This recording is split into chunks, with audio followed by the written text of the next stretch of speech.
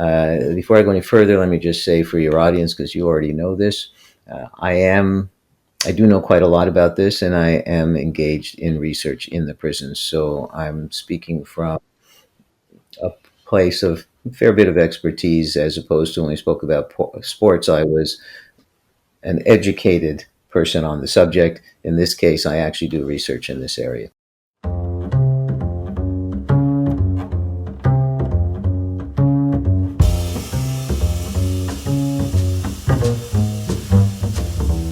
Welcome to the Podcast for Inquiry, brought to you by the Centre for Inquiry Canada, a national educational charity supporting your community for reason, compassion, and secular humanist values.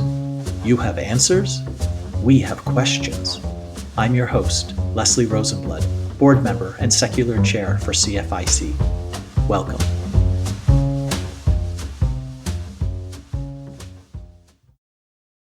My guest today on Podcast for Inquiry is Dr. Aaron Devor. Aaron is a professor of sociology at the University of Victoria and has been studying and teaching about transgender topics since the early 1980s. He established and holds the world's first chair in Transgender Studies. He initiated and hosts the international, interdisciplinary, and intergenerational Moving Trans History Forward conferences, and he founded and is the subject matter expert for the world's largest Transgender Archives. I speak with Aaron today about many issues related to transgender people or the trans plus community. We discuss how the perceived binaries of sex, sexual preference, gender, and gender expression are more complicated and nuanced in reality.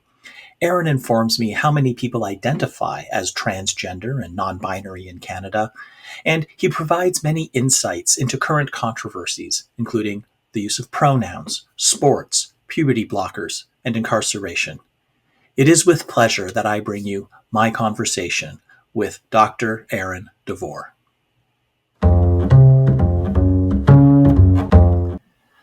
Aaron Devor, thank you for taking the time and speaking with me today on Podcast for Inquiry. My pleasure. I met you at the We Can Reason conference in Calgary, and you gave a presentation there that was so good. I really wanted to have you on the show.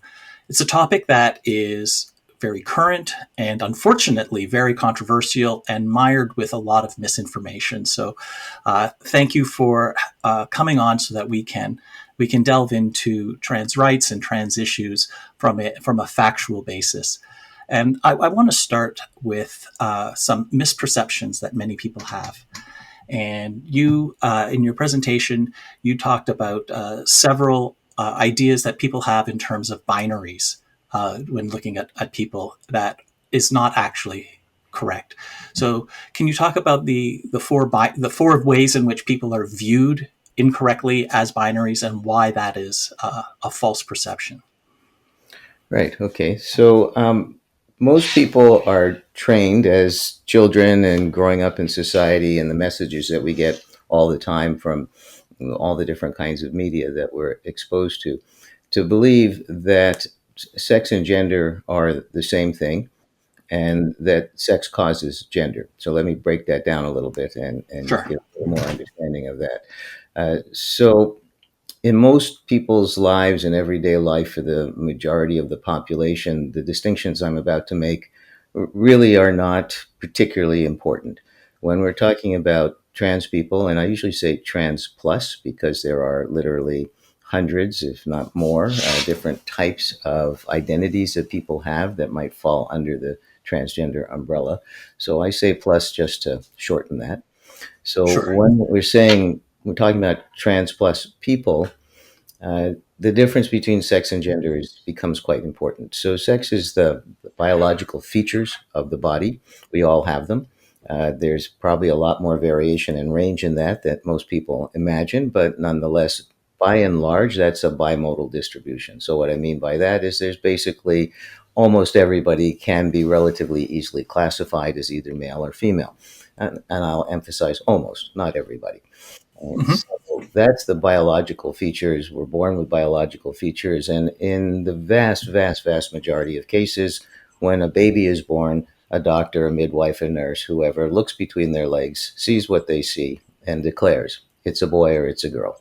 Yeah, Right it there, just by observation, most of the time it's clear. most of the time it's clear, and most of the time that's all that contributes to someone being recognized, assigned, recorded as male or female. Now you'll note I said they usually say it's a boy, it's a girl.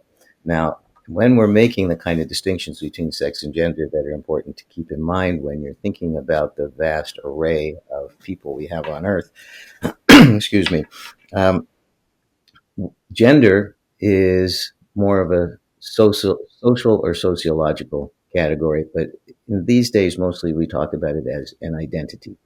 And so when an infant is born, it doesn't have an identity yet. It doesn't have enough consciousness to say, I am a boy or I am a girl.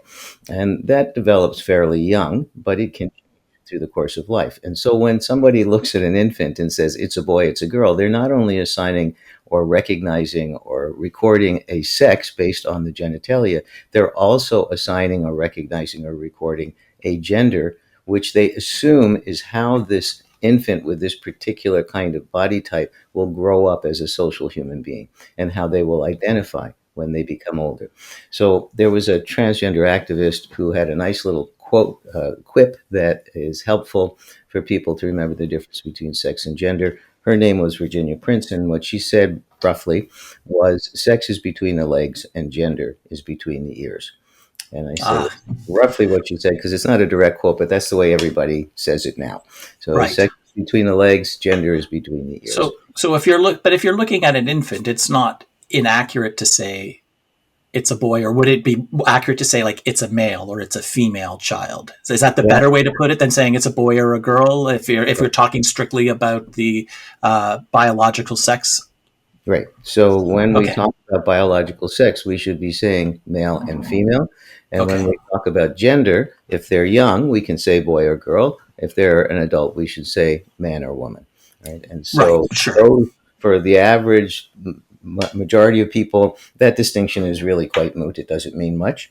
But when we're talking about trans people, that's exactly what it means to be a trans plus person, is that what people assumed about you on the basis of your birth and have assumed about you throughout your lifetime on the basis of your physical body does not match up with how a trans plus person thinks about themselves and feels, experiences the world as a gender that is not the way it typically aligns with the sex of the body. So those characteristics, those words have a lot of meaning and a lot of import when we're talking about trans plus people. Okay. And now you mentioned that. So that you said bimodal, which means that for most people, it's like uh, um, you're either male or female. So if I can just, people are used to the concept of the bell curve. All right. Yes. So there's one bump on a bell curve. Hmm. Bimodal means there's two bumps, and there's maybe a little bit of overlap, but mostly everything can be found in one or the other. So it's a slightly different kind of graphic look. Right. Okay.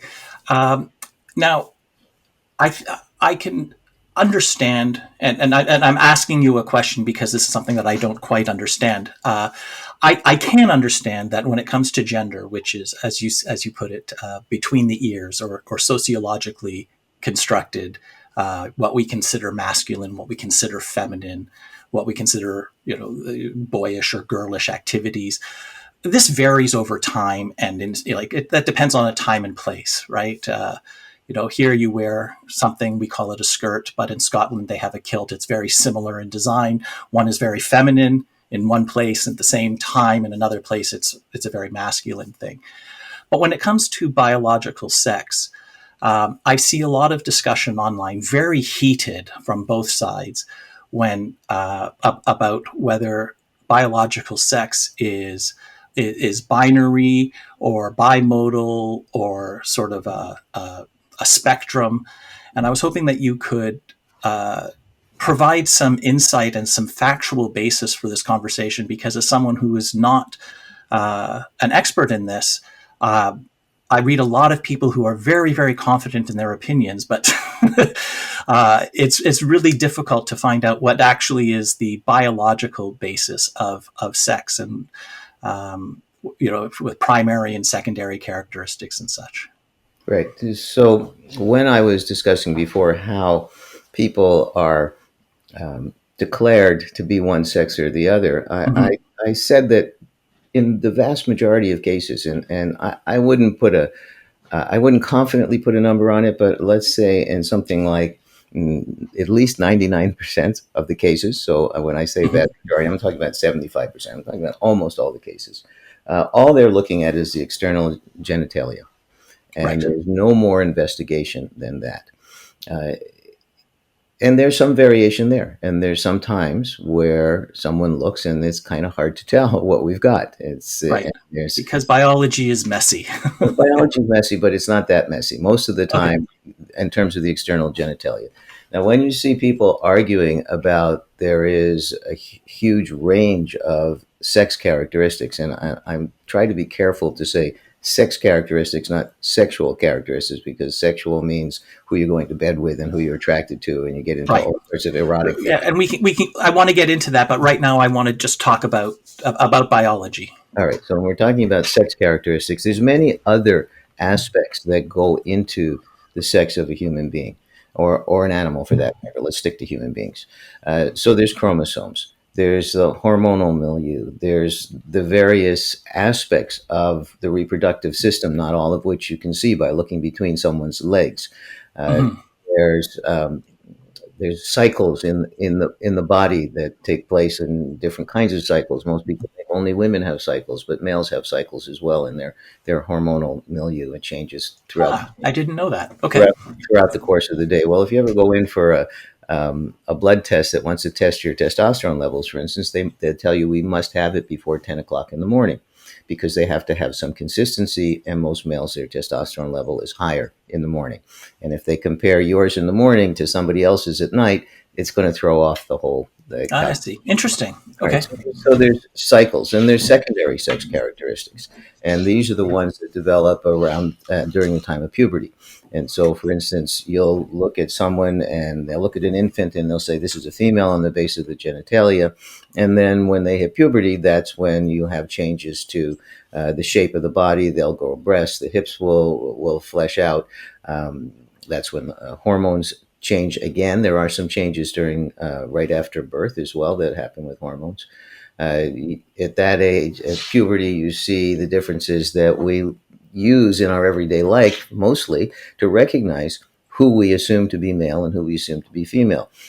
You and I both have beards. Well, that's something that you look at and you go, oh, that's a male. All right. That's a secondary sex characteristics. We didn't have them when we were 6 and 7 and 8 years old. Correct. Yeah. So there's a lot of things that happen at puberty that are secondary sex characteristics that help us to make decisions about what we think we see in front of us. And we can Mm-hmm. come back to how that works for trans people because that's a very important aspect of trans people's lives. So when people are arguing about just how diverse is sex, they're usually arguing more about secondary sex characteristics than about primary sex characteristics, or they're So what are the primary sex characteristics? Like, or primary. is there one defining sex characteristic and the rest are secondary? Like, I'm asking because I don't know. No, and that's not so simple either. So, Okay. in general, primary sex characteristics have to do with reproductive capacity. Okay. So And is this like the gamete? You either have the small mobile ones like sperm or the larger immobile, which is, I don't, maybe not immobile, but like internal ones like well, the ova. yes. Is that what you mean by that? Well, again, as I say, there's some debate. So some Okay. people will say that's the primary one. When Okay. we're talking about primary, we're talking about reproductive uh, facilities or capacities.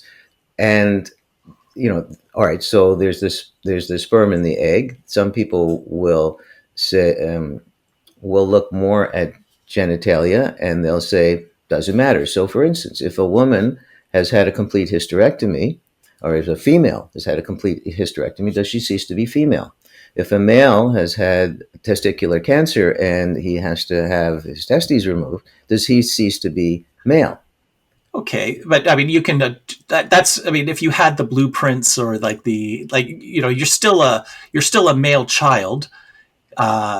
even though you're not producing any gametes, you're still a female child. You're not producing any Yeah. eggs, right? So I mean, I'm sorry if I gave the wrong definition there, but you've got the, I don't know, genetic or Well, physiological equipment for making one gamete or another. And I guess there's a very small number of people who have that's what I come the back equipment to. for both, right? Yeah, that's what I come back to. That there are these cases, and there are many cases of variations. And some people will argue if you put all of those variations together, then we have quite a large number of variations. And, yes and no. It's still basically bimodal, and there are variations within those two groups. And so most people are pretty easily categorized as male or female. And yes, there are exceptions. And those exceptions are not insignificant, especially not in the lives of the individuals who experience them. And Right. sometimes they have an impact on society. So I assume later on we'll talk a little bit about sports, but we've had some issues in sports over the last few years where we have people who have naturally occurring variations on their sex characteristics. And this causes difficulty in certain borderline cases that sometimes become very significant as test cases of concepts. But the actual numerical distribution is small. The percentage distribution is small. People argue about how large is that percentage. Well, it depends on who you would consider intersex. If somebody doesn't produce the hormones that you would expect on the basis of their genitalia, does that make them intersex? Most people would say yes. But if they're not producing them because of some kind of treatment that they had, some kind of medical issue that they had later in life, probably people would not say they're intersex. But there's many places at the edges. Nature is not clear cut and cookie cutter. It's not a machine, and there's always going to be many variations, and that's part of what allows for evolution to happen and makes us strong and interesting. Uh, but in general, sex characteristics, the sex of human beings, by and large, is biologically binary, by and large, with exceptions. Gender, on the other hand, is much more widely distributed and does not Mm-hmm. necessarily match with the sex in the way that most people assume it does. So, this is where this concept of the binary becomes much more socially significant and socially meaningful. Uh, the assumption, what we are taught, is that if you are male, you will grow up as a boy and a man, and you will be masculine, with some variation in how you express all of that and what that looks like. If you are female, you will grow up to be a girl and a woman, and you will be feminine, again, with some variation. And sexuality comes into it because we are mostly taught to believe if you're um, a typical male or a typical female, you'll also be heterosexually oriented. So this is what's collectively referred to as the binary, this set of beliefs that these things will go together in this binary fashion, and that anyone who varies from that, that's a pathology. That's an illness of some sort. It may be a medical condition. Some people refer to intersex conditions or um, differences of sex development as a pathology. Other people refer to it simply as part of the great variation of nature. Uh, some people still think of people who are not heterosexual as having some kind of pathology. And many people still think of, and some of our medical establishment label trans plus people as having a mental disorder, because so far nobody has been able to find a convincing biological basis for a trans plus identity. And so the binary says these things, sex and gender and sexuality, are all going to match up in this lockstep fashion.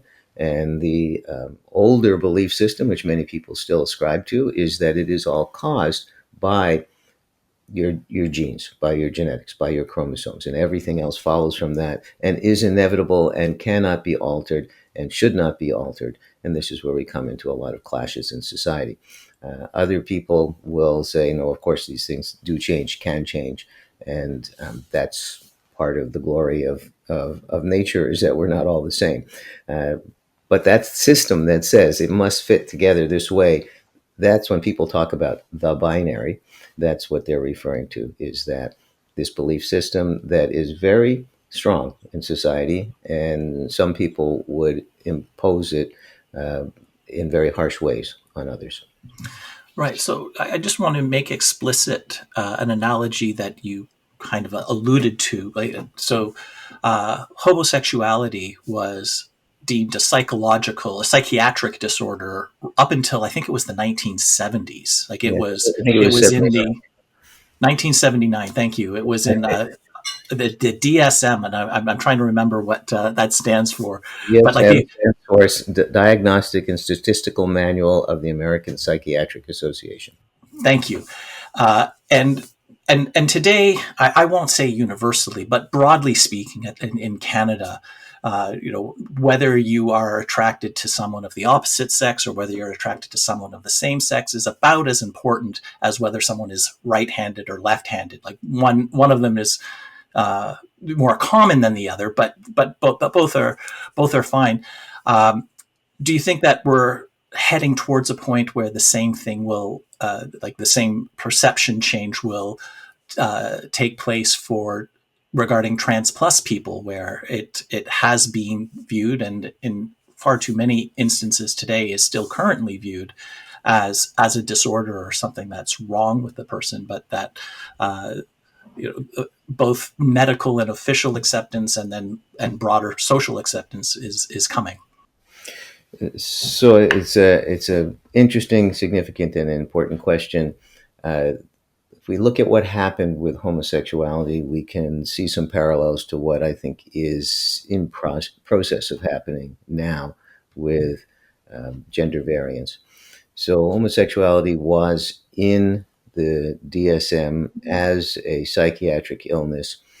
It was uh, removed due to a lot of agitation on the behalf of people who were then, we use the word homosexual. It's not so commonly used today, but that's what was used then, uh, and their allies. And there was an important piece of research that was done by a woman named Evelyn Hooker. And at the time, it was believed that anybody who was gay, that was a mental illness, and that they had all sorts of other characteristics that you would expect of people who were mentally ill. And they had a bunch of tests, that some of which are still in use today, to quantify mental illness. And Evelyn Hooker knew that there were gay men who were well adjusted and functioning society very nicely, other than the fact that they had to keep it hidden because there was so much stigma. And all Right. the work that had been done on gay men up until that time had used as subjects of the research people who were in some kind of psychiatric or psychological treatment for having problems. And she gave these diagnostic tests to a bunch of gay men and a bunch of straight men, and then handed the results to a bunch of psychiatrists and said, "Okay, tell me which ones are the gay men. If they're so sick, that should show up on all Right. these tests." That's I love it. That's great. Brilliant. And of course, the Ah, psychiatrist couldn't pick out which ones are the gay men because she gave them the test to gay men who were well adjusted and functioning in society, not people who are locked away in mental hospitals. right.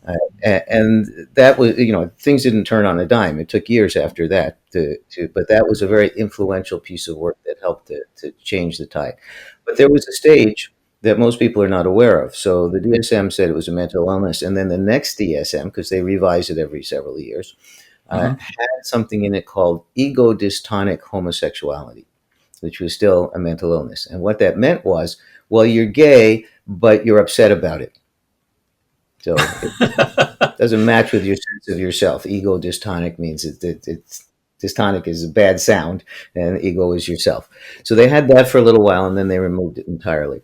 Okay, so let's fast forward to trans plus people and what we're looking at. So there's two diagnostic books that are used in medical circles. One is the DSM, which is entirely about mental illnesses. It's still being used. It's been revised several times. And there's another one called the ICD, which is larger and covers all kinds of medical diagnoses, not just mental health diagnoses. So in the last edition of the DSM, they changed what they called it from a from gender identity disorder to gender dysphoria.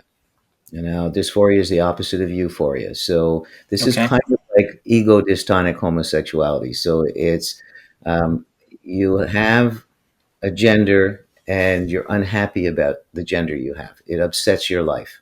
Right. So that's the stage we're at currently. That's the current DSM. In the most recent ICD, which is the International Classification of Diseases, it's put out by the World Health Organization, which is part of the UN, and it's used around the world. So in there, um, gender identity or gender identity disorder, gender dysphoria, was in there previously in the mental health section. In the Hmm. most recent edition, they moved it into a section that's called sexual health. Now, I'm not exactly happy that they're calling it sexual health because of the reasons I said before. I think sexual means about eroticism, uh, but this is not what it's about. But nonetheless, they took it out of the mental health area and they put it into an area that also includes things like health concerns related to pregnancy, for instance, which is sexual health. And it's not necessarily, pregnancy is not a disease. I don't think anybody calls it a disease. So Right. to put it in this other chapter, I think is a step in the right direction, in spite of the fact that I don't like the title of the chapter. Uh, and they've changed the name of it to gender incongruence. And this is catching on and becoming a more common way to think about it in medical circles. So, gender incongruence means that you have a gender that is not congruent, does not match as expected with the sex of your body. And it is incongruent for you. So, the gender you've been assigned is one that doesn't fit for you. Right? So, this is where we're at with the diagnostic categories, the official diagnostic categories. And there is a researcher who I think very highly of, who's been doing work with families who accept a child who is gender diverse and support them in social transition. So these are kids who before puberty, that's where she started. She's doing a long-term longitudinal study, which currently is on pause because of policies on funding research, but I'm confident she'll get it going again. And what she's been finding is that if kids are not blocked in their gender identity and their gender expression, and she's done basically what Evelyn Hooker did. She has gone in and she's done all sorts of standard psychological testing with these kids and finds that they're just as healthy as other kids their age who are matched on important characteristics, features of family life and socioeconomic and so on, that kind of stuff. So she's finding the same kind of data with children that Evelyn Hooker found with adults, is that if you don't just go looking at the kids who show up at clinics because they're having problems and they have families that support them and don't tell them that they're crazy for thinking these things and don't punish them for saying this is my gender, that it looks like they're going to turn out just fine as well. And so I think we will see a shift. We're not there yet, but I'm seeing some progress and moving in the direction of people being more accepting that this is part of human variation and does not mean that there's something deeply and fundamentally wrong with a person who identifies as some kind of trans plus. Thank you. That was a excellent, comprehensive answer to the question. That's great. Uh, are all of these different aspects of humanity, so sex and sexual preference and uh, gender identity, are they all like independent? Like you can be unambiguously biologically male, but still have a gender identity that's female. You can be you know biologically there's some biologically female, but not quite as clear cut, but still identify as female. Like, are they all like independent, or do they tend to happen together more often? Like, if you have ambiguous sex characteristics, you're more likely to have a different type of sexual preference or gender identity. Are they linked, or is it sort of spread out independently of all the other aspects of human sexuality? Sorry, Okay, not of human sexual characteristics. I don't mean necessarily just attraction. so the last part of your question broke up in the transmission, but I think it was just an elaboration on the first part of your question. Yeah, So, all right. So you've raised a couple of different issues. So first, I just want to back up to part of what you just said and make a small correction. sure. You referred to have a gender identity as female. So that would be a gender Oh, that identity. no. Oh, you're right. I should say as a woman or as a girl. Right. Now, Okay. there are people who will say that they have and people don't usually use this language. I'm being more Yeah, scientific, I professional, no, I appreciate the specificity and thank you for that. but also the people that who are claiming these identities will do exactly what you just did. So Okay. it's a rare case that somebody will say, well, I actually have a sex identity as a female. So somebody could have a male body and believe that their body is is supposed to be female or is female or should be female, and therefore they have a gender identity as a woman, or but more often it happens the other way around. So someone could have a male body and they have a gender identity. They feel themselves to be a woman. And then they will say, so I need to have, I should have, and I will do what I is necessary to have a female body as well. And for different people, there's different degrees to that. So here's where that bimodal distribution, that's two bumps on the graph, uh, changes a little bit, because there's a lot of people in that group that we're now talking about who will say, I need a female name or I need a woman's name. And they'll use those two things interchangeably in everyday life, including trans plus people. So it's more a scientific community that tries to make this clear distinction between sex and gender. So someone might say, okay, I have a male body. They look down, they don't like what they see, Hmm. and they identify as a woman, and they go about doing some things so that they can be seen by others as they see themselves. So this is where gender expression comes in. So someone can have that identity and not show it to anyone else, not express it in any way that anyone else can recognize. So if somebody wants to express that gender identity because they want to be recognized as that gender, they have to do a bunch of things. And they will have to change the way they look in a variety of ways.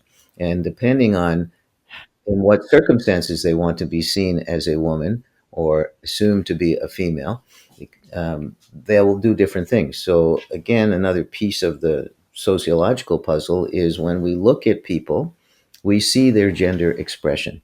We don't know what their gender identity is. So, in most people, the gender expression is an attempt to express their gender identity. But there are circumstances where people don't feel safe to express their gender identity. Sure. So you don't actually know someone's gender identity unless you ask them. But when we see people, we see a gender expression, we assume a gender identity based on that binary that we talked about before. And we Right. also assume that they have the body to match it based on the binary, because most people function everyday life within those binary assumptions, that assumption that those things will all line up in a particular way.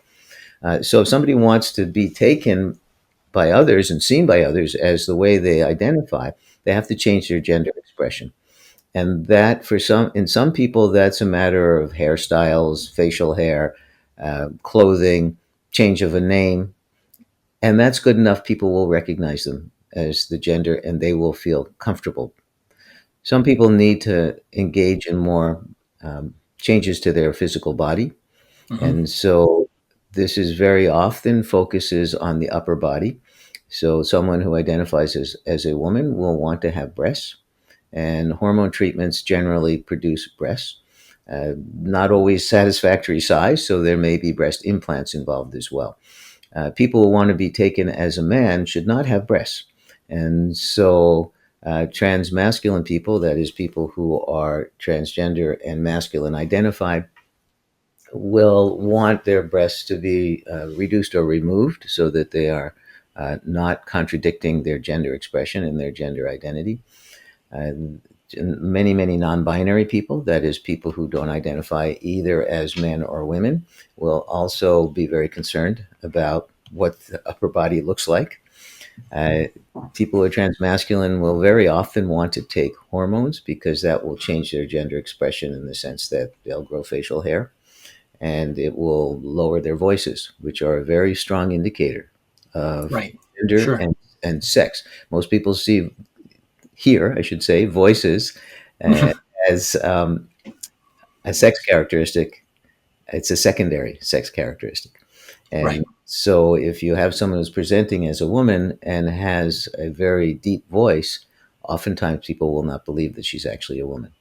And if you have someone who's presenting as a man and has a high pitched voice, a voice that sounds to others like a woman, they won't believe the rest of their presentation cues. Now, only a very small number of trans plus people actually get genital surgery. And so there's a variety of reasons for this. In my opinion, the biggest reason is for most people, gender expression is about everyday life, and you don't have to display your genitals hardly ever in everyday Right. life in order to So be accepted. let's get into the numbers. Like, how common are all of these traits? Like, how many people in Canada identify as one under the umbrella of trans plus? Like, within that, how many decide to go beyond cosmetic things that you were describing, like in terms of clothing and hairstyle, jewelry, and so on, and go for top surgery? How many go on for bottom surgery, and so on? Can you give us an idea of how prevalent these are? And let's talk about Canada. And if you want to give global numbers, that's fine too. I prefer to stick to Canada. And you did ask me about sexual orientation, so we'll come back to that. I'll Sure. answer this question first. Okay, so in the 2021 census, Canada took a step that many other countries around the world are following, but Canada was the first country to uh, take a census of how many people identify as trans or non-binary, and they used transgender and non-binary. They didn't use trans plus. Census is a really good way to get an estimate because Hmm. everything else you see in social science research where you see people saying, oh, this percentage and that percentage, that's based on a sample. And a sample means that we can't talk to everybody. And so what we try to do is we try to get a subset of everybody who we think represents everybody, who we think is a good cross section and will give us good insights to what we would find if we were able to talk to everybody. A census is the closest that anyone can come to talking to everybody. That is the goal of the census, is to talk to everybody in the country. So census figures are far more accurate than any other social science figures that you will get. But even there's lots of room for error. So Canada did a census. They asked people, first country in the world to do this, they said, what was your sex assigned at birth? What is your current gender identity? And where those two matched up the way we expect according to the binary, Hmm. they were classified as cisgender. Cisgender means exactly that. Your gender and your sex match according to the binary. It's the flip side of transgender. Right? Right. And Okay. for anybody where sex assigned at birth and current gender did not match their gender today, or they gave some kind of answer that said um, both men and women, then they were classified as transgender or not or a non-binary. They also had the option of ticking that they identified as transgender or non-binary. So those figures for the country as a whole from the 2021 census were a third of 1% identified as either were identified by the census as either transgender or non-binary. One third of Okay. 1%. That's across all adults. They didn't ask these questions of children, right? So that's adults. Now, bear in mind, this is the first time these questions were asked. Census is not perfect at the best of times. And I'm very well aware from people I've spoken to that not everybody trusted the government with this information. And so this is probably an underestimate to some degree because of people's caution and of telling the government this kind of information. But even if it were inaccurate underestimate by quite a bit. It's still probably not more than 0.5%. Right? They got 1/3%. Let's throw in lots more people for the Right. reasons that So, I mentioned. with a population of roughly 40 million in Canada, 1/3% gives us about 120,000. So it might be as high as 200,000. You're saying Well, so the people in Canada, adults and the number adults that, in sorry, yes, 200,000 adults in Canada. well, you just taken the entire population, which Oh, includes I kids. did. I did. So Yes, that's. I don't let, know how many are children. You're right. Yeah. I'm sorry. I'm doing heuristics in my head, and so I'm dropping a few but things. I've got numbers for you. So here's what Oh, the census. perfect. Even better. Thank you. All right, Okay. the I'm anticipating and getting it wrong. census said 101,000 people in Canada, and Okay. broke them down to 59,000, and about 59,500 were identified as transgender, and about 41,000 identified as non-binary. And Okay. so those are the numbers that StatCan has Great. published. That we'll take those over mine any day of the week. Right. And I will emphasize that there's variation regionally and there's variation in age groups. And Hmm. so there's, as I don't think would surprise anybody, in the younger age groups, we have a higher proportion. So in the Gen Z, the 18 to 27-year-olds, the number is about 0.8%. All right, so quite a bit higher than the average. The oldest generation, the 79 plus, it's way Right. down. It's 0.1%. All right, Okay. so there's a big variation and each of the generations in between follows that pattern. And other data that's not census data tells us that if you look at high school kids, you see a higher percentage. Again, some samples now, not census, are putting it at about 2% in high school kids, and that not quite half of them are non-binary. So non-binary is a growing identity among younger people. So the next census, some of those high school kids will have moved up into the adult categories, and I think we'll see the numbers going up a bit. But it's still a very small portion of the population. Okay. Thank you.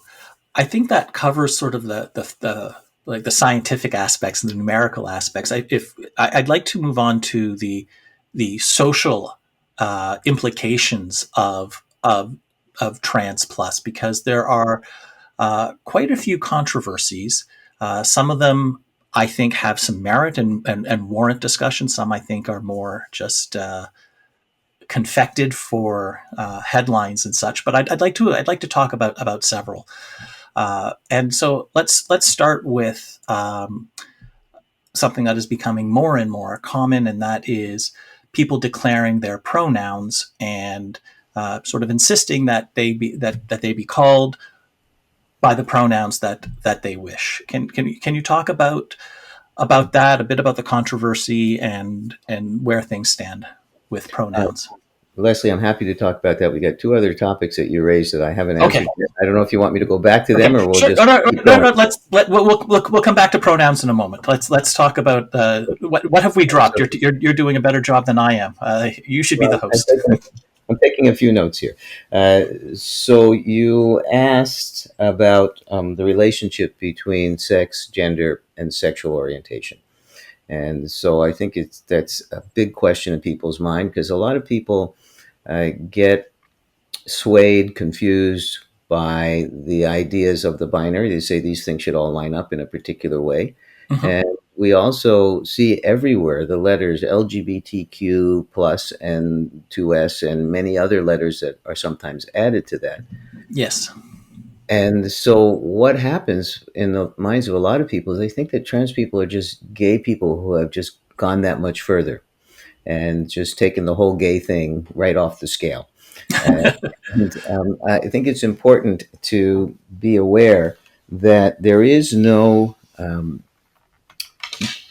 way that you can tell what someone's sexual orientation or sexual attractions are going to be based on their gender identity. So what that translates into is trans plus people have every sexual variation that anybody else has.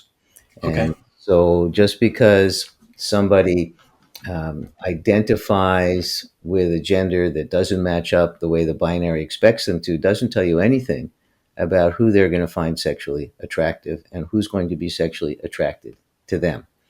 And so, if we look, for instance, in the trans masculine community, those people who are transgender and identify as some kind of masculine person, they don't all identify as a man. They maybe identify as non binary uh, and other variations. Uh, what does that tell you about who they're sexually attracted to? Well, not much at all. And these days, we will see something like, I'm not going to put a number. I'm going to say a large minority are attracted to men. A small majority, perhaps, maybe not even a majority, are attracted to women. And a growing minority are attracted to other trans people. And they may be attracted to trans people who are trans masculine. They may be attracted to trans people who are trans feminine. They may be attracted to non binary people. So there's no way to know. Whatever variation you see among cisgender people, you will see among transgender people. And Okay, you can't make any assumption. that's fair. Okay. So That was my, basically they're people, which was kind of my starting point anyway. But it's good to have that confirmed on another dimension. okay. The other thing you asked about that I didn't get a chance to answer you was what proportion of trans plus people have genital surgery and Right. what Yes. proportion have other kinds of medical interventions. Uh, I have some idea about the answer to this based on a survey that is now pushing 10 years old. And it was a good survey, but again, it was a sample with all the inherent issues with samples. And then I have my own observations. So, based on this data that's getting a little bit old now, what I would say is less than 10% have had genital surgery at the time this survey was That's taken. 10% of people who are trans plus. Let me be more precise because they were a little more precise than that. Uh, Less than 10% of the people who identify as a binary gender. Right? Okay. So take out the non binary folks and just the people who identify as a man or a woman.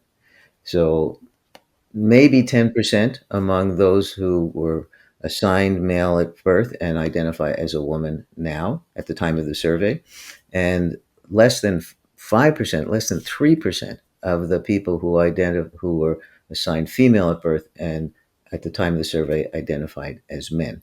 So small numbers. Now, they were also asked, okay, you haven't had it yet. Do you want it?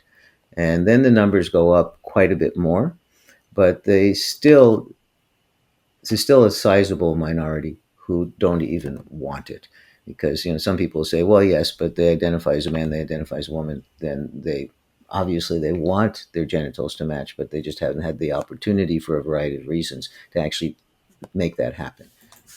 So this is from a survey done in 2015. It was almost 28,000 people who were surveyed. So if we look at who wants among the trans feminine people, so transgender people who identify as women in particular, it's still not quite 50%. Putting together who have had it and who want it, only 10% have had it. Uh, and it goes up to around 50% would like it. And if we look at trans masculine people, the genital surgery, it still only goes up to under 20% of the people who would like to say they would like to have it. So when we're talking about sexuality, another piece of the sexuality of trans people that's important to keep in mind is the category of queer.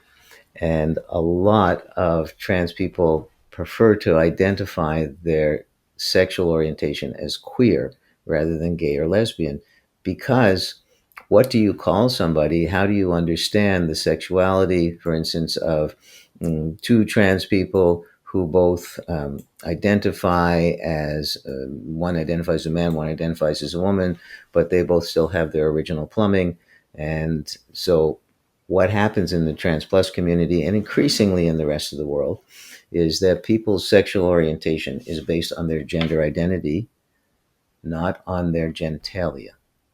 Okay. So if they identify as a man and a woman, they'll they might think of their relationship as straight, but because they're both trans, or one is trans and one identifies as a gay man, uh, sometimes, a lot of times, it just makes more sense to just call it queer. It's not heterosexual. It's not straight. Okay, it's something else, and there's a very large community of people who identify themselves as queer. So queer is an important part of the vocabulary when we're talking about sexual orientation involving trans plus people. All right. Thank you for that. Now, so then let's Okay, move on pronouns. to the more sociological aspects of all of this. And I started with pronouns and, um, you know, you know, part of me struggles to understand why this, aside from the fact that it's novel or that it's relatively new, what the objection is. Like, people have nicknames, have always had nicknames. Like, we, in no other case have I really encountered an insistence that people be called by what's on their birth certificate. When people come to Canada, not always, but often they will adopt a name that's more Canadian than whatever their name is, or anglicized than whatever their name is from where they come from, and that's their choice, and so that's fine, and that's hardly controversial. But that often, but you talk about pronouns, and sometimes people's uh, defensive mechanisms get activated, and they become almost offended by that. And so, can you talk about the controversy and maybe provide some insight into why it is a controversy at all? All right. Well, in your introduction, you've actually identified the first part of why people resist. And you just said we're used to people changing their names. We see it a lot. We also see people changing their names just because they grow up and they don't want to be called by their childish nickname anymore. Mm-hmm. We see people, not as much anymore, but women changing their last names when they get married. Right. Yeah. We all have experience with people changing their names, and so when a trans plus person changes their name, people don't have as much trouble with that. We are even become, as a society, much more accustomed to names that are not easily gendered. Partly because of immigration, we don't understand how those names are gendered in the countries that they come from, and there's so many different countries that people bring names with them, and also because we just see people want to, largely coming from women who don't want to be discriminated against on the basis of their names, or the parents who want their kid to have a gender neutral name. We're used to As names someone changing. who's grown up his whole life as Leslie, I understand. Understand how that works. So people don't resist very much the change of name. When it's from one really gendered name to another really gendered name, there's some ideological pushback against that, but people know how to change what they call someone, the name they call someone. What we don't have as a society hardly any experience with is changing pronouns.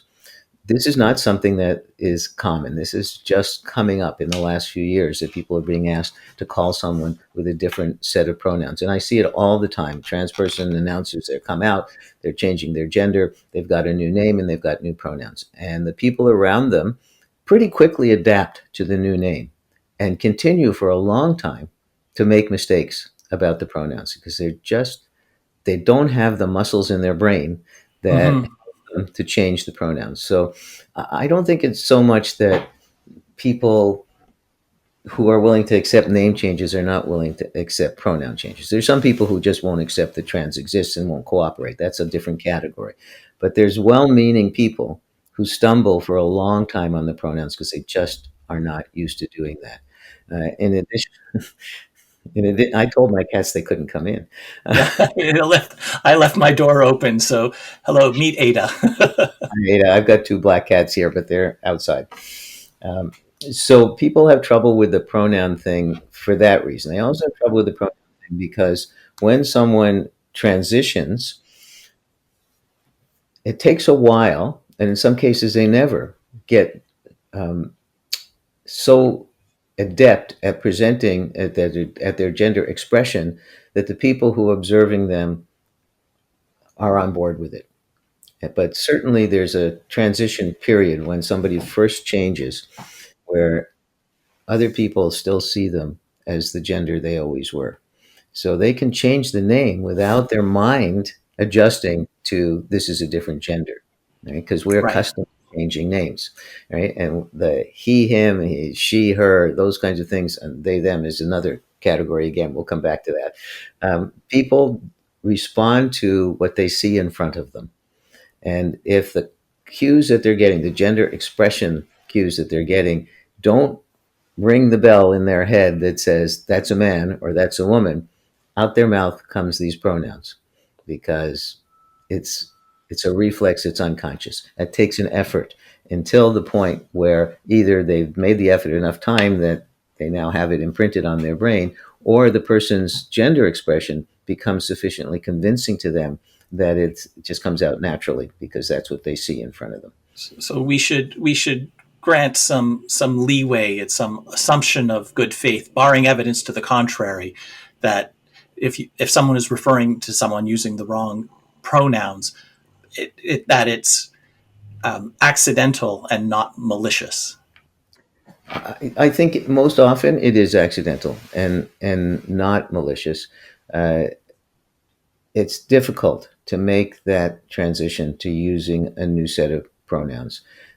It still is hurtful to the person on the receiving end. Mm-hmm. They this is a very delicate, they're very sensitive about these things, and it's very hard to be misgendered with the pronouns repeatedly. My advice to people who make the mistakes and are doing it um, in an innocent way, they don't intend to do it, it's just they haven't reprogrammed themselves yet, is just to recognize that you've done it and say, I'm sorry, that was accidental, I will try harder. And then you must proceed to try harder. Right. and, and, you I, know, I, and, I mean, I have some experience with that myself, and what you've described, that process that you've described, is almost exactly what I went through. Changing the name. Okay, just like when a couple decades ago, when a lot of my peers were getting married, and a majority of the women who got married changed their names, not all of them, and it took me a while to start thinking and referring to them by their new surnames because I'd known them for a while as their maiden name.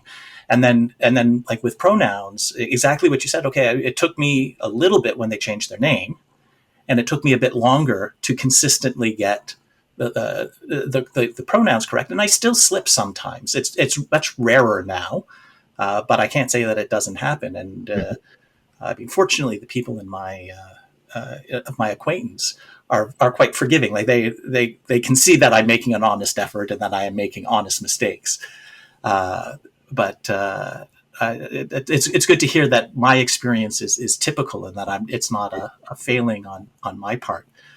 and you just, in discussing that, you just raised some of what's going on for people. So it really makes a difference in how long you have known somebody under a particular set of pronouns. And so parents, for instance, and siblings usually take the longest to stop making those inadvertent errors because they've known these people since they were born, since they were Right. infants, and So years or decades sometimes. Yeah.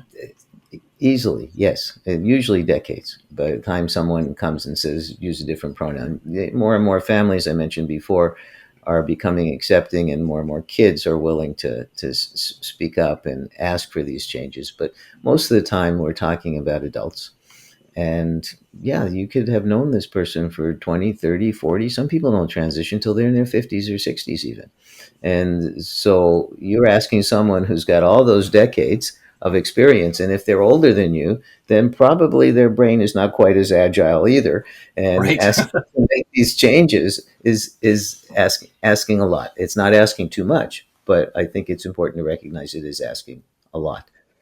Now, there's also the they them thing. And Right. so we're seeing more and more, mostly young people, but all ages, identifying as non binary. And the most popular set of pronouns for non binary people are they and them.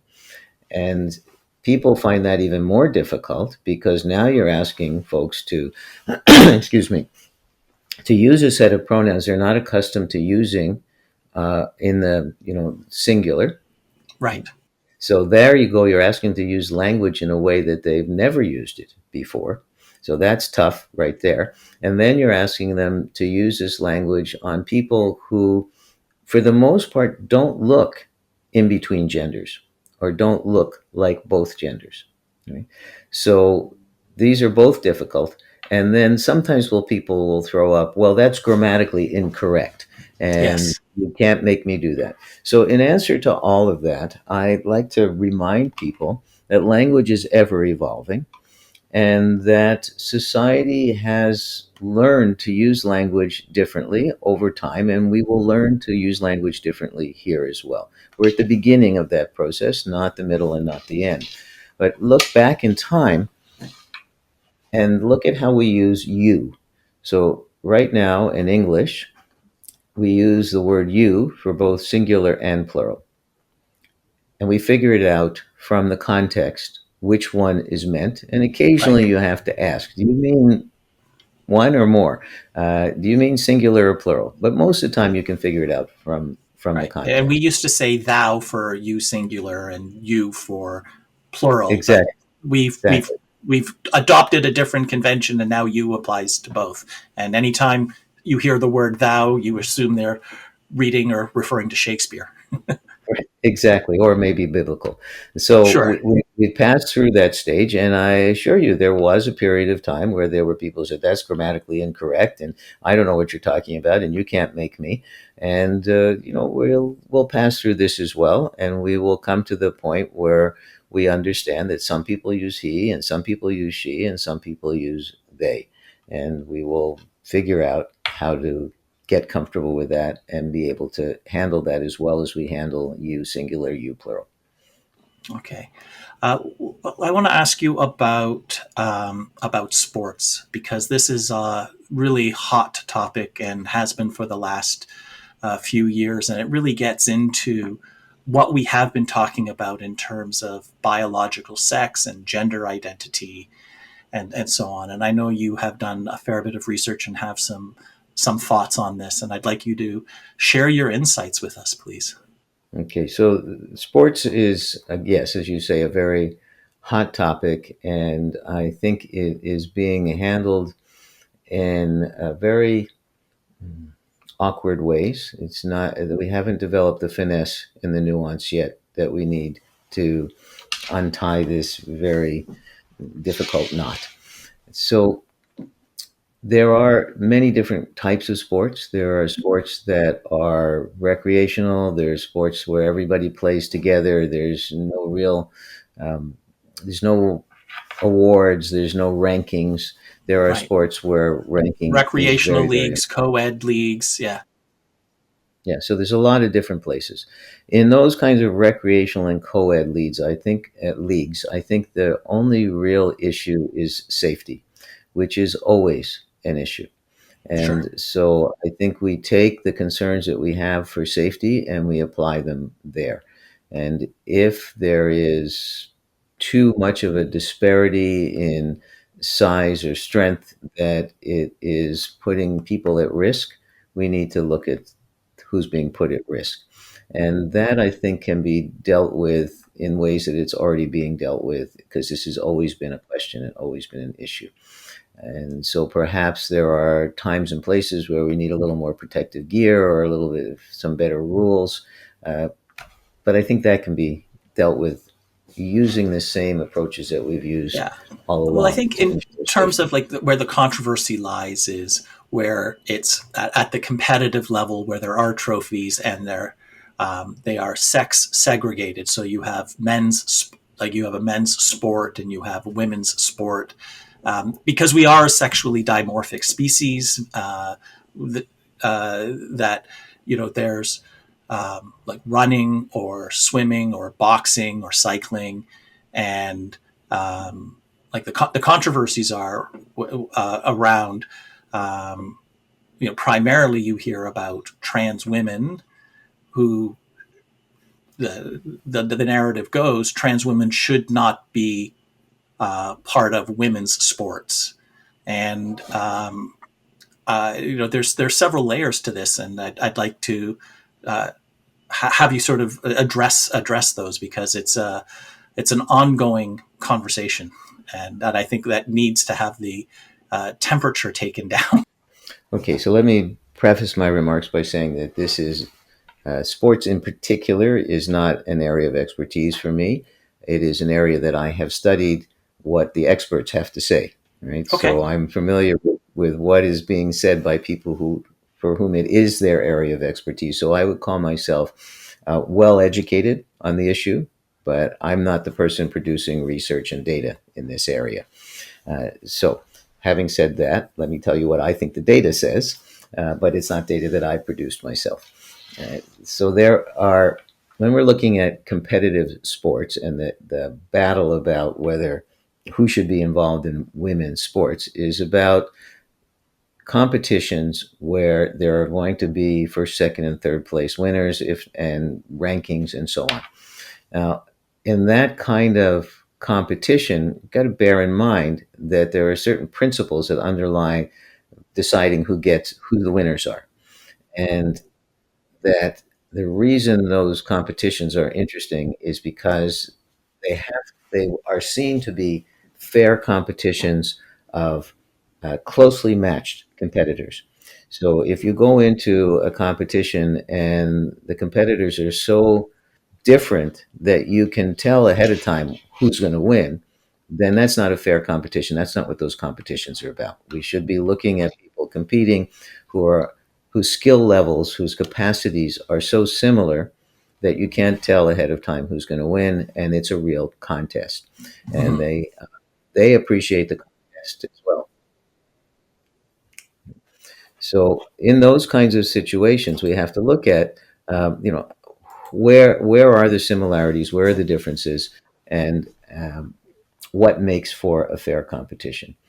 And so most of the discussion that you will hear in kind of popular conversations in social media, traditional media, make comparisons between cisgender men and cisgender women. Right? So they're not looking actually at trans women. They're looking at what is your typical man's performance, what is your typical woman's performance. And then some people get a little bit more nuanced and they look at, okay, in elite competitions, what's the best scores for men and what's the best scores for women? How do they compare? And when you look at that, you will see that men outperform women in almost every category that you look at, whether it's strength, if it's speed, if it's ability to process oxygen in the body, if it's the length of their limbs that is related to the particular sport they're in. You see, there's a big difference, and those differences are important and meaningful. And so the argument goes that if you put men against women, women don't stand a chance. The men will always take the top spots. Now, the most elite women will get somewhere up in the rankings and can compete with some of the men, but they will never take the top spots. Right. Okay.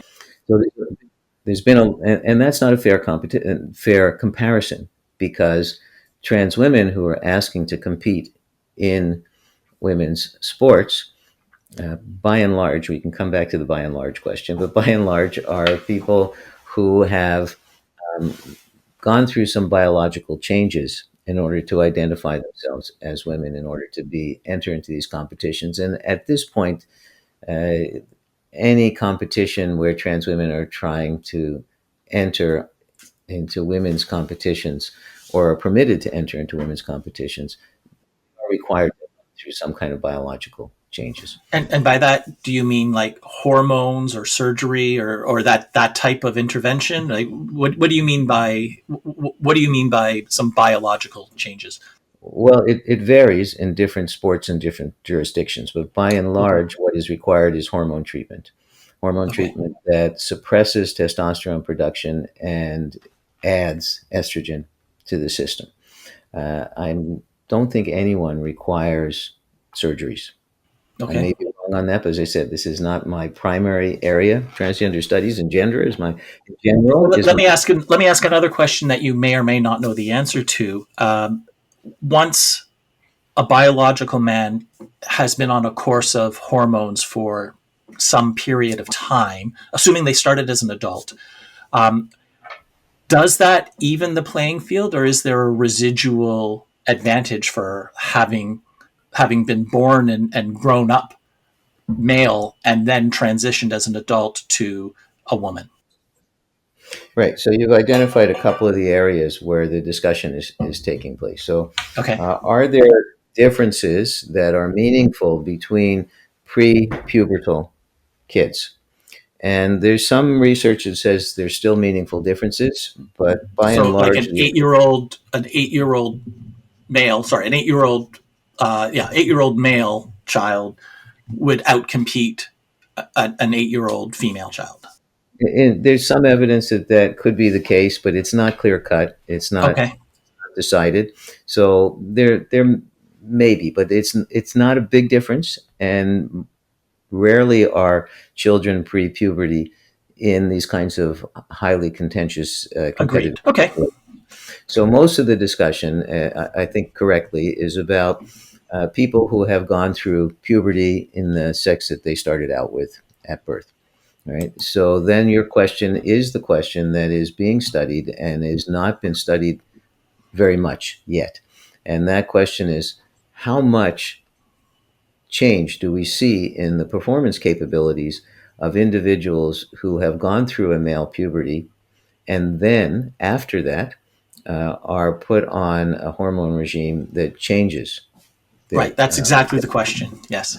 and so in order to answer that question, we just have to be really clear. I said a moment ago, most of the people who argue about this are looking at cisgender men versus cisgender women. And the big differences they see are the result of male puberty. That's the source of it. And the source of male puberty, by and large, is increases in testosterone, large increases, because females at puberty also have a little increase in testosterone, but it's very small. And Okay. males have big increase in testosterone, and that's what has to do with the differences. So, does stopping the testosterone or reducing the testosterone, in some cases stopping, some cases reducing, and adding estrogen eliminate those differences? And the answer is no. So the answer is that it reduces those differences, but it doesn't eliminate them. So again, there's not enough study done on this yet, but what has been done so far seems to be pretty clear that it reduces them. But it reduces them in different ways because those advantages are different in different sports. And so, for instance, the length of your arms has a lot to do in swimming, but not so much to do in cycling. Sure. Okay, And the length of so your arms is different in men and women. right, right, and so there are differences. The differences are still there. Uh, Mhm. they are reduced, and again, the science, the research is still evolving. I'd really like to see a lot more on this, but it seems to be a loss in the range of 5 to 10% of the difference. Right? Or so in some So cases, so in so a many trans cases, the woman difference still, is whatever advantage somebody has, like that a male has over that a man has or a male has over an adult woman, if they go through the hormone treatment, that advantage is only reduced by 10% or so. maybe 10%. So, but how big was the difference in the first place?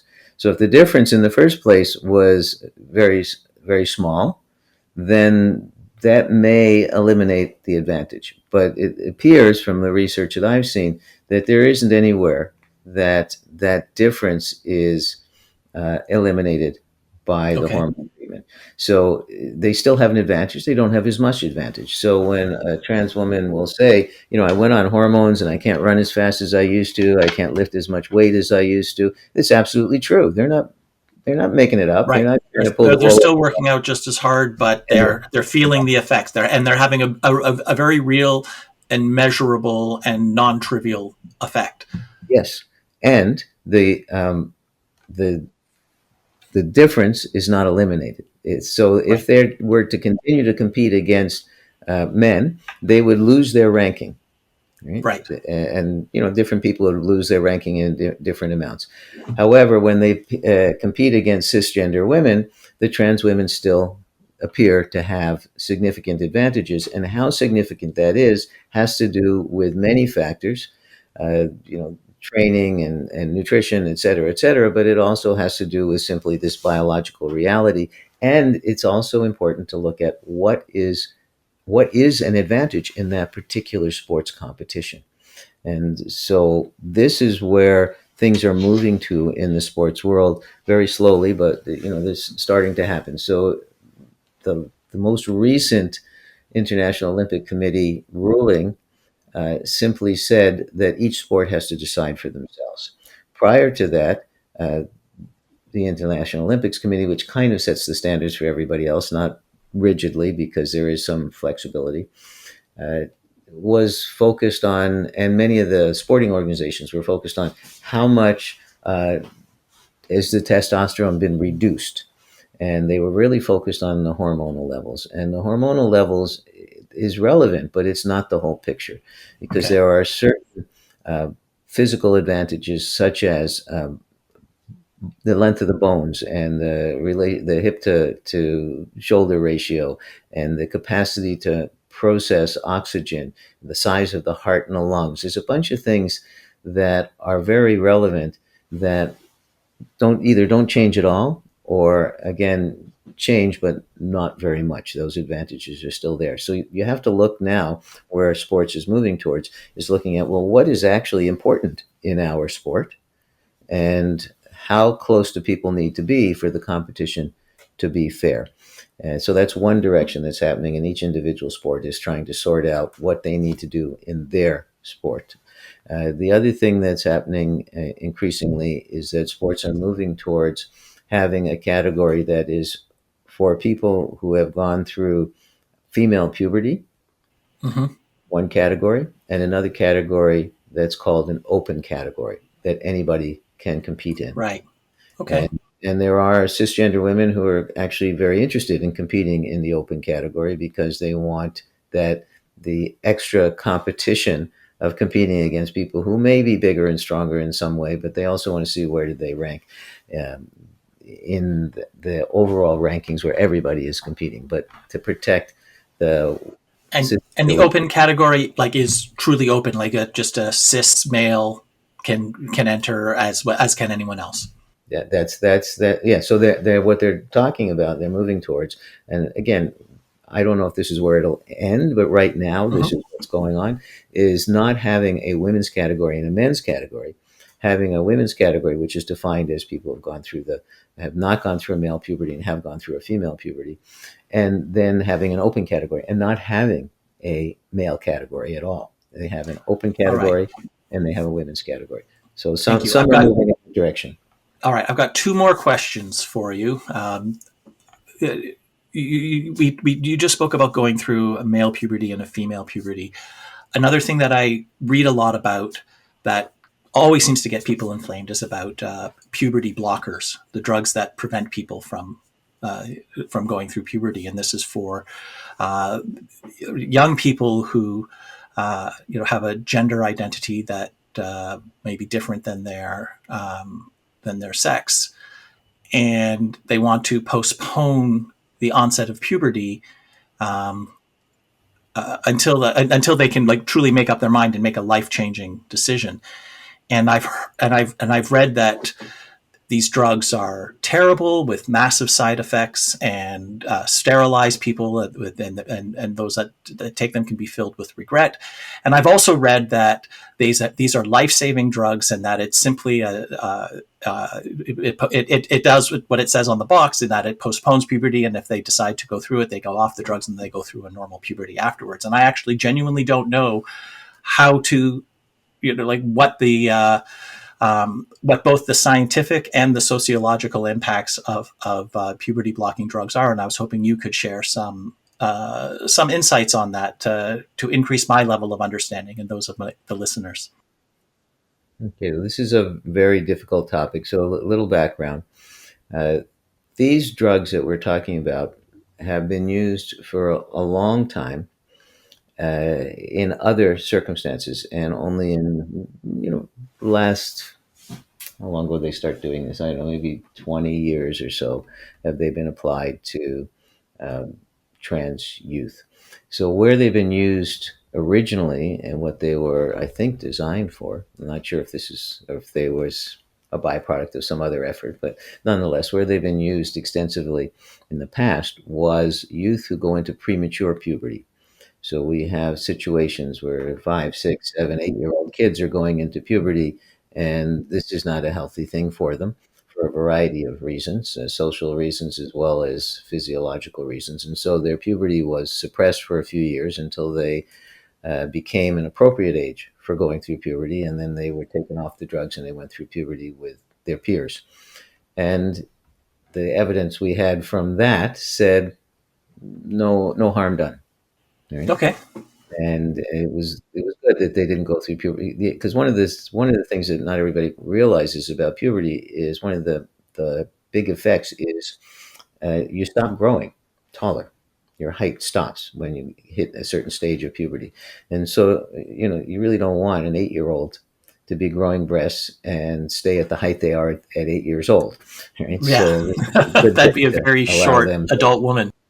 yeah, suppress the puberty. So that's where these drugs came from, and the idea came from because we have young people who were very, very strongly identifying as another gender, and I've seen it, I've heard it for many people, that if a kid who has a strong identity as a different gender than their body would suggest starts to go through puberty, uh, they get very, very upset, because when you're pre-puberty, the differences between boys and girls are not that big. And if you identify as the gender that doesn't match your body, you can dress, you can use call yourself Leslie, you can use a gender neutral name, uh, and it's not that big a deal. People, the other kids and the adults don't apply that much pressure to you to conform. But when you hit puberty and your body starts to change and the social pressures start to change, uh, kids who are gender diverse can really freak out, and some of them get suicidal about this. Uh, I think that the number that actually do that is much smaller. I know the number is much smaller than the number who feel like it and consider it and think of it. So when you say they get suicidal, I want to make sure that people understand that doesn't mean that they will act on it. That means they're Mhm. having thoughts and they're feeling that way. And some do actually attempt, and some are successfully take their lives. So it can be a very, very traumatic part of life. And remember, teenagers in the throes of puberty, cisgender teenagers in the throes of puberty, are very dramatic. And everything is life and death. And this is what being in puberty is about. Your hormones are all over the place, and Right. everything is very, very, a very big deal. And you're very dramatic about everything. So that's the universal state of puberty. Then you throw into that, or at least in our society, I don't think it's like that everywhere, but in our society, that's the way it is. And then you throw into that a kid who feels like the changes that are happening to their body is completely unwelcomed. And it's something of a disaster. So the people who started to say, well, let's use these puberty blocking drugs, were looking at that kind of situation and trying to bring some relief to these kids. And they had the evidence of puberty blockers being used with kids who went into premature puberty, and it seemed to be pretty benign. And it seemed to be that the advantages outweighed any possible disadvantages. The folks that started this idea were in the Netherlands. They screened very carefully who got into their puberty blocking program. They did lots of psychological talking with them and understanding where they were coming from and who they were. And they had them on the puberty blockers for a few years. And if at the end of those 2 or 3 years they said, no, absolutely, I need to transition, this is the right thing for me, then they moved them off the puberty blockers and onto the hormones that would give them the puberty that they really wanted. That they published their results. It was a relatively small number of people that they were dealing with, and that information has spread to many parts of the world and has been taken up in many parts of the world as the way to treat youth who are gender diverse. However, it hasn't been taken up in the quite as rigorous a way as it was applied in the Dutch protocols in the Netherlands, where it was started. And the level of scrutiny that is they applied to who they put on this program has not been replicated as widely as it should have been. And so a lot of young people are being put on puberty blockers without the kind of psychological um, analysis, screening that was done in the Netherlands. And so we have kids who are going on puberty blockers. With, in my opinion, we're not quite as certain as we should be that they are the kids who would be completely devastated by the wrong puberty happening, because we really don't want kids becoming suicidal, attempting suicide, and succeeding in suicide. So I think there's a certain there are kids that this is the best approach, and I think there are kids that we don't know if this is the best approach for them because they haven't had um, enough conversation with knowledgeable professionals to help them sort out, is this really what you need? Is this really the right thing? Now, in terms of side effects, people who talk about sterilization, uh, they're exaggerating a bit. So, what happens when you put someone on the puberty blockers is it blocks puberty. So, part of puberty is developing the capacity to reproduce. So, for males, it means that the testes are maturing, the penis gets larger, and the hormones all start working in that direction. And for females, it means menstruation starts and breasts grow. And then there's other smaller things like the smell of the body and body hair and so on. So the males, it's actually the facial hair and body hair is a very big deal as well. If they identify as a woman, they certainly don't want that happening.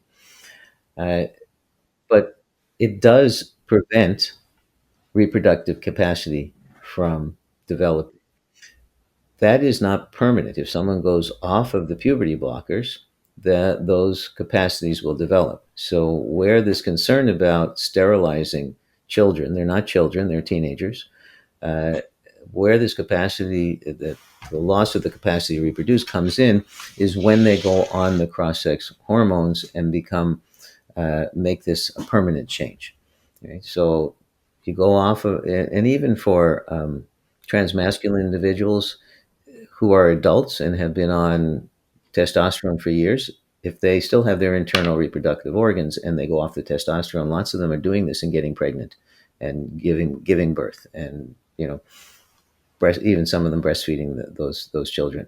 So the puberty blockers do not create sterility. They Okay. delay they delay that process, and if the young person who went on the puberty blockers continues on, they may, depending on what they continue on to, become sterile. But again, there are cases where someone still has their original genitals, male genitals. They've been on estrogens. Eventually, you will become sterile, but it doesn't happen immediately. You've got time. There's some years in there before it becomes a permanent condition. You have surgery. Surgery is surgery. You're not going to Yeah. undo that. If you have a surgery to remove your reproductive capacity, it's removed, and there's no putting it back. So Right. it's important to recognize that there's stages here, and there's steps at which you can reverse course, change your mind. Now, having used these hormones, these puberty blockers, now in larger numbers than we ever used for kids who had premature puberty, and for a couple of decades, we're starting to find that depending on how long someone's on them, it can have adverse effects, sometimes serious adverse effects, on bone health. So again, one of the things that happens in puberty is that bones stop growing. That's why you don't want an 8-year-old to go through puberty, because they'll be too small, among other things. Uh, and in a regular puberty, that's when someone has gone through puberties. They stop growing. This is why males tend to be taller than females, because their puberty comes a couple of years later, and so their bones continue to grow longer. Uh, so it does affect bone health when you put someone on puberty blockers and keep them on there for a number of years. So one of the issues that I think is yet to be properly resolved is how long is it safe to have someone on puberty blockers? I think we have enough evidence to know that a couple of years is not a problem. 2 years, maybe 3 years, but some people are on longer than that. So if you put someone on puberty blocker at 12 and they don't resolve their gender issues one way or the other, and they're still on them when they're 17, that may be too long. Okay. I don't know that we have enough evidence to answer that question. So there are some issues that we're starting to see now that we have had people, young people on puberty blockers longer than we ever have had before, where there may be some time limits on how long it is safe. All right. Thank you. My last question for you is about prisons. We segregate our prisons by sex. We have men's prisons and women's prisons. And that opens the question of uh, what is appropriate for someone who's trans. Assuming that they've committed a crime and that they've been convicted and that prison is part of the sentence. So let's put that aside. Someone is convicted of a crime and they are trans, and it becomes, because of the assumption that gender and gender expression are the same as biological sex. We have men's and women's prisons, and then when we have trans people, it becomes a legitimate question of what is the most appropriate place for someone who's trans that is being jailed. And I was hoping that you could share some insights, because again, there's a lot of heated rhetoric about this in the media and in some political circles today. And I'd like some factual insights, please. So, where to place trans people in prisons? There's a number of different pieces to answering that question. So, first of all, the debate in the public is always about where to place trans women. We don't hear debate about where to place trans men. So, trans women, just to be perfectly clear, are people who were assigned male at birth and currently identify as women. Trans men are people who were assigned female at birth, currently identify as men. So, those are handled quite differently in society and in the prisons. The other aspect that is important to think about is, are we talking about when they enter the prison, or are we talking about they've been in prison in either a men's or women's prison for a period of time and then identify differently and want to get transferred from the one that they were originally in? So the dynamics are a little bit different in both of those. So before I go any further, let me just say for your audience, because you already know this, I do know quite a lot about this, and I am engaged in research in the prisons. So I'm speaking from a place of a fair bit of expertise, as opposed to when we spoke about sports. I was an educated person on the subject. In this case, I actually do research in this area. All right. So if someone comes to a Canadian prison, now let me qualify a little bit further. My expertise is mostly about the federal prison system, and in Canada, people don't know this very well. There are provincial systems run by the provinces. There's a whole federal system all across the country, run by Ottawa. And if a sentence is 2 years or more, you go into federal. If it's 2 years or less, 2 years less a day, you go into provincial. Right. So at intake, if someone comes to the intake process already identifying as a trans person, uh, the policies are generally, and I have to say generally because it varies province by province. I know British Columbia, where I live, better on the provincial level. I know the federal level very well. Maybe I'll just focus on federal. They come to the federal prison system. The policy of the federal prison system, and most of the provinces are like this, is that they will place a person in a prison that corresponds to their gender identity unless there are health or safety reasons that make it impossible for them to safely place them there. And so this is the point at which the officials will look at someone's criminal history, Mm-hmm. and that will be a factor in deciding if someone comes and they are presenting as a woman and they identify as a woman and they say they want to be in a women's institution. and they have a history of violence against women, a history of violent sexual offenses against women, a history of violent and or sexual offenses against children, there will be a great deal of hesitation and about putting them in a women's institution. Children are included in what I just said because all the women's institutions have women and children programs. They don't always have children there, but if a woman prisoner has children under a certain age, they can live with her. And if up to another age limit, they can come and visit her. So it's not hard and fast rule that if you've done a certain crime, you will not get placed in a women's institution, but that definitely is a red flag to look very Hmm. carefully and determine if this person is, they feel that they can safely manage this. And bear in mind, the entire prison system is about safely managing people who are dangerous in one way or another, or they wouldn't be in prison in the first place. So prisons are supposed to have a lot of capacity for managing people who are safety risks. Otherwise, they'd be free. They wouldn't be in prison. Right? So they do have a lot of capacity for that, and their job then is to decide, can they manage this person? For the most part, people who show up at the prisons and are identify as a particular gender get moved into the prison that corresponds to the gender they identify with. And I say for the most part because there are these safety risks to be looked at. And for trans women, mostly they do get, but not always. For trans men, it's rare that a trans man will get put into a men's prison because it's almost universally believed that they cannot ensure the safety of a trans man in a men's prison.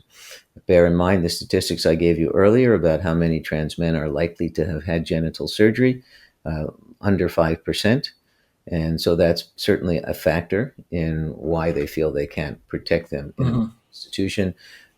It's also true that most trans men are smaller than cisgender men, less muscular than cisgender men.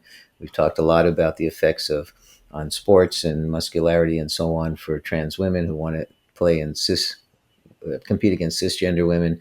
Uh, Trans men, when you add testosterone, they don't get their bones don't get any longer if it's added as an adult. They get stronger, but not as strong as cisgender men in general. So it's very, very rare for a trans man to end up in a men's prison. Almost non-existent. I say very rare. I think I know of one case in Canada where that's happened. Okay, one case in Canada, yeah. I think I'm not Very even. rare indeed. It may be one, it may be two, it may be zero, but it's almost Okay. never done.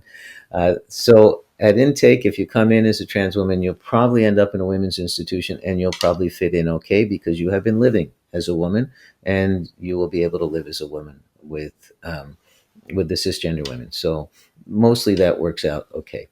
Uh, Much more complicated and more controversial is someone who enters the prison system as a man, is in prison for years, sometimes decades, living as a man in an entirely male environment, in a male environment that is hyper masculine and predicated on a lot of violence, the social environment. And of course, the guards have to exert violence as well sometimes, but certainly force. They use a lot of force, if not so much violence.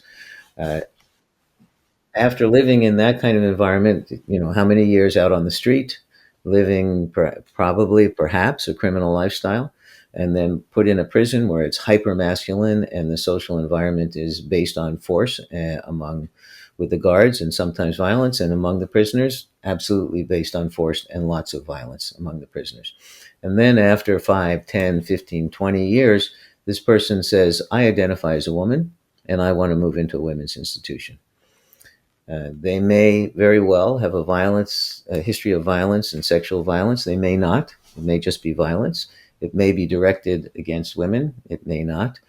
Uh, and the prison officials, again, the policy is they will be transferred based on their gender identity unless there are health or safety concerns that they cannot manage.